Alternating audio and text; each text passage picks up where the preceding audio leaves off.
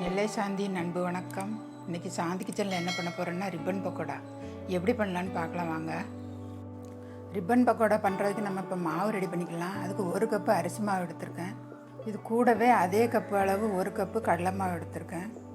தேவையான அளவு உப்பு, 1 ஸ்பூன் மிளகாய்த்தூள், சின்ன துண்டு கட்டி பெருங்காயத்தை வெந்நீரில் கரைச்சி வச்சுருக்கேன். அந்த தண்ணியை இது கூட சேர்த்துக்கிறேன். இதுக்கு பதிலாக நீங்கள் பெருங்காய பொடி வச்சுருந்தீங்கன்னா 1 டீஸ்பூன் சேர்த்துக்கோங்க. இது கூடவே ஒரு சின்ன புளிக்கரண்டி ஹீட்டான எண்ணெயை ஊற்றி எல்லாத்தையும் ஒன்றா கலந்துக்கலாம். எல்லாத்தையும் ஒன்றா கலந்து விட்டதுக்கப்புறமா கொஞ்சம் கொஞ்சமாக தண்ணி தெளித்து நம்ம முறுக்கு மாவு பதத்துக்கு பிசைஞ்சிக்கலாம்.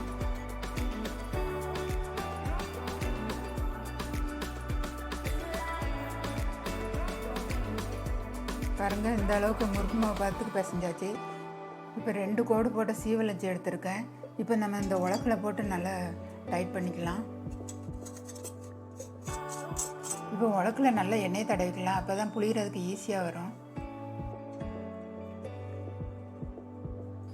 எண்ணெயை நல்லா தடவிட்டு நம்ம பிசைஞ்சு வச்ச மாவை இதில் ஃபில் பண்ணிக்கலாம்.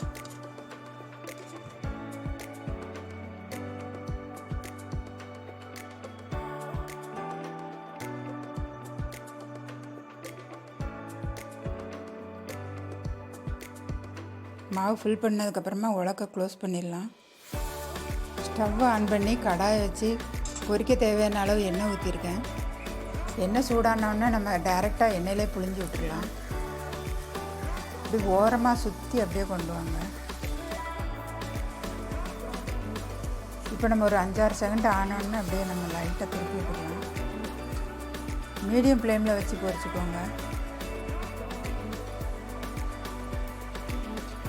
அவ்வளோதாங்க, லைட்டாக சார்ந்தோடனே எடுத்துடலாம். இதே மாதிரி எல்லா மாவையும் புழிஞ்சு எடுத்ததுக்கப்புறமா நான் காமிக்கிறேன்.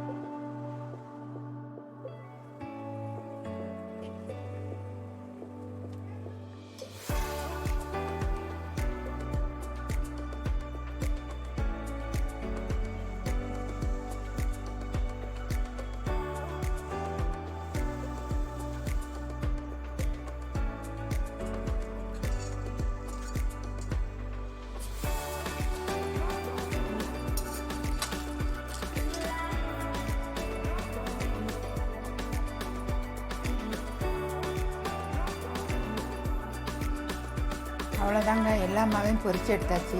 இப்போ நான் உடச்சி காமிக்கிறேன் பாருங்கள். நல்லா மொறு மொறுன்னு இருக்கு பாருங்கள்.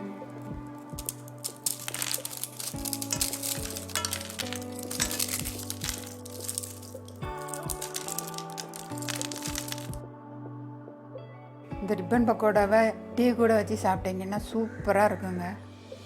இந்த ரிப்பன் பக்கோடாவை ஒரு காற்று போகாத ஒரு பாக்ஸில் போட்டு வச்சுக்கிட்டிங்கன்னா 15 நாள் வரைக்கும் வச்சு சாப்பிட்லாங்க. நமத்து போகாமல் மொறுமொறுப்பாக அப்படியே இருக்குங்க. இதே மாதிரி நீங்களும் உங்கள் வீட்டில் செஞ்சு சாப்பிட்டு பார்த்து எப்படி இருக்குன்னு கமெண்டில் சொல்லுங்கள். இந்த வீடியோ பிடிச்சிருந்தா லைக் பண்ணுங்கள், ஷேர் பண்ணுங்கள், சப்ஸ்கிரைப் பண்ணிடுங்க. கூடவே பெல் பட்டனை கிளிக் பண்ணிடுங்க.